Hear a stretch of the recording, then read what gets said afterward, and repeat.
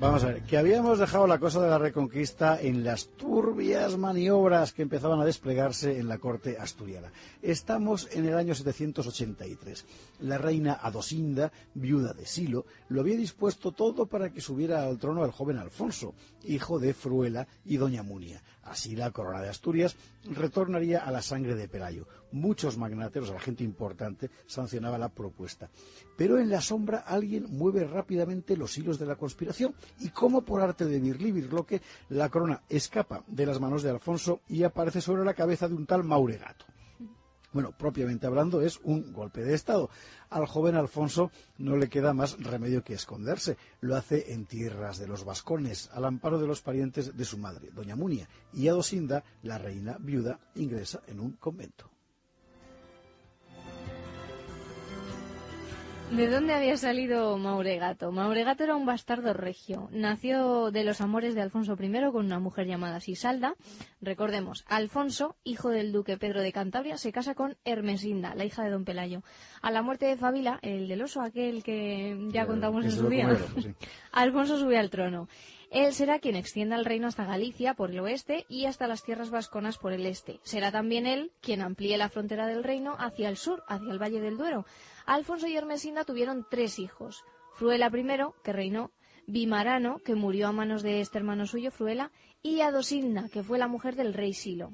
¿Lo tenemos claro? Pues cuando Ermesinda muera, Alfonso buscará consuelo en los brazos de una concubina, Sisalda. De ahí salió Mauregato, sí, que, repares en ello, era hermanastro bastardo de Adosinda. Seguimos liados en asuntos de familia. Bueno, si no se entera usted, ya lo ve en la web otro día, porque es que es complicado. Ahora, nuevo enigma. ¿Quién era exactamente esta Sisalda, la amante de Alfonso I? Bueno, no tenemos ni idea, no lo sabemos. Unos la presentan como una sierva de origen musulmán, quizás apresada en cualquiera de las campañas de Alfonso y su aguerrido hermano Fruela Pérez por tierras del Duero. Otros dicen que era una sierva de origen astur, pero bueno, la tradición establece la idea de que Mauregato tenía sangre mora, de manera que de origen astur no sería su madre.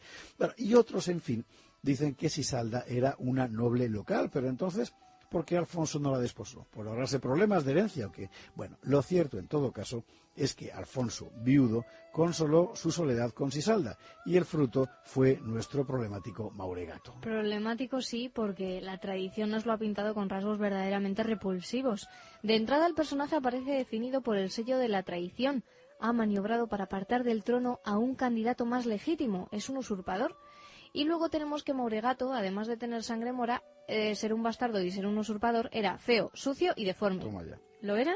Quizá no, pero en la narración de la Reconquista hay grandes espacios donde la historia deja paso a la leyenda. Y eso es precisamente lo que ocurre en la mayor falta que se achaca a Mauregato: haber cedido a los moros el ominoso, humillante, intolerable tributo de las 100 doncellas.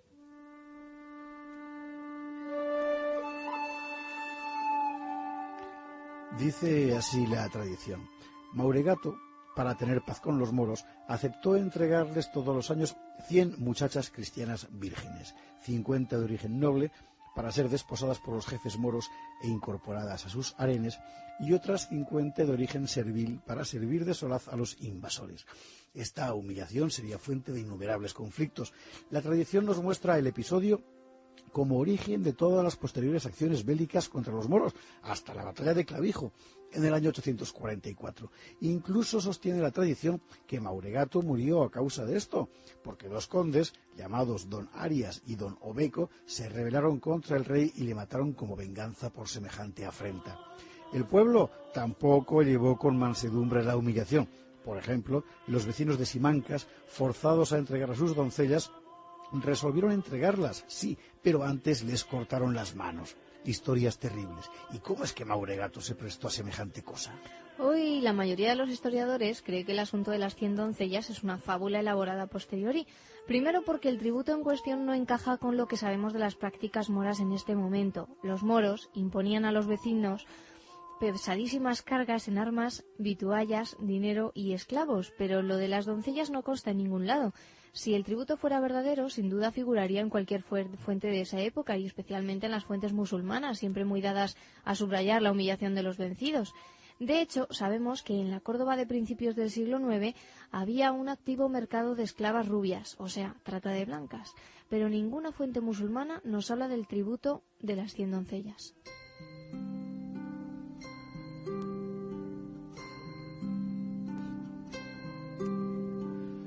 Bueno, y entonces es todo una invención. Hay varias leyendas populares que hablan de este asunto. Hay incluso un pueblo que se llama El Entrego, en San Martín del Rey Aurelio, en Asturias, y cuyo nombre se remontaría precisamente a la entrega de las doncellas. Además, la leyenda ha dado lugar a un rico folclore. En diversas localidades de La Rioja, por ejemplo, se celebran procesiones de doncellas. En la tradición leonesa, las doncellas salían de sus respectivas parroquias en la procesión de las cantaderas y se reunían en la plaza de la catedral. Desde ahí iban al claustro de la catedral para rezar ante una imagen de la Virgen María antes de ser entregadas al enemigo. La procesión de las cantaderas todavía hoy se celebra como rito folclórico, termina con una ofrenda a la Virgen. Hasta hace poco se festejaba en agosto. Hoy se ha pasado a las fiestas de San Froilán, Fruela por cierto, en el mes de octubre.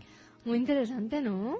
Pero todo esto es folclore, no es historia. ¿No? Lo más probable es que la leyenda reconstruyera un relato a partir de algún hecho concreto y episódico de captura de esclavas cristianas, cosa que sí ocurrió con alguna frecuencia. Y sobre esa base narrativa se edificó la mancha infamante que vino a marcarse en la frente del rey Mauregato. ¿Y por qué la leyenda fue a cebarse con Mauregato y no con cualquier otro rey? Quizá porque Mauregato es el único monarca asturiano con el que ningún otro rey posterior tendrá vínculos genealógicos. De esta forma, la vergüenza no se extendería sobre ningún monarca posterior. Pobre Mauregato. ¿Y qué hizo realmente Mauregato? ¿Fue tan débil ante los moros como nos lo pinta la leyenda? Parece que no. De hecho, se da por seguro que los derrotó al menos en una ocasión. Debió ser hacia 784. Las convulsiones asturianas habían llegado a oídos del emir Abderramán y este creyó que había llegado el momento de castigar a los insumisos cristianos del norte y planificó una expedición de saqueo. La mandaba el lugarteniente de Abderramán en Toledo.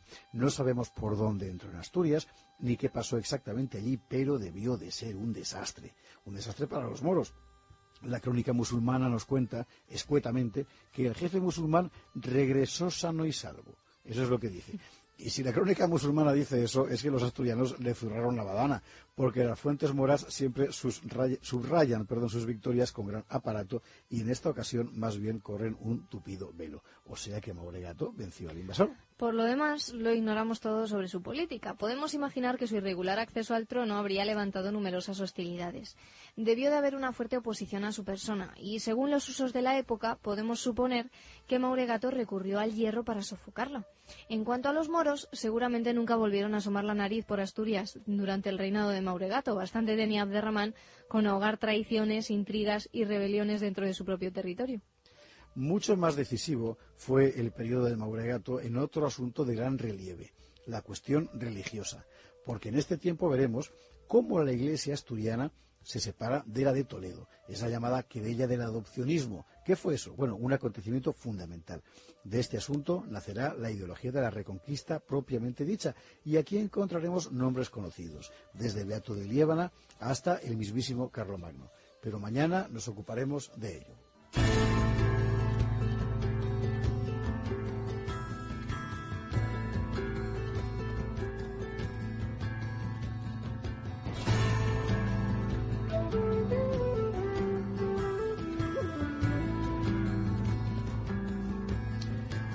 Mauregato, ¿que cómo acaba Mauregato? Me preguntaba Almudena. Reinó poco, apenas 6 años.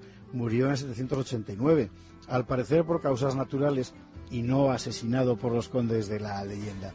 Para sucederle se eligió a un hijo del guerrero Fruela Pérez, ¿te acuerdas? Bueno, pues uno que se llama Bermudo I, llamado el diácono, porque pertenecía al estado eclesiástico. Pero Bermudo no había heredado las cualidades guerreras de su padre, más bien al revés. Y además, en aquellos mismos años, subía al trono cordobés un tal Hisam, hijo de Abderramán, cuya primera iniciativa será reactivar la guerra contra Asturias. Tras varias derrotas ante los moros, Bermudo dice que él no ha nacido para esto y abdica. Y así llegará al trono, por fin, Alfonso II, aquel muchacho, hijo de Fruela y doña Munia, escondido primero en el monasterio de Samos, criado después a la sombra de Adosinda y Silo, refugiado luego en tierras vasconas, que hay que ver qué vida llevó. Bueno, con este Alfonso, conocerá Asturias Una época tan peligrosa como fascinante. Pero esto ya lo iremos viendo todo poco a poco. Y mañana, Beato de Liébana.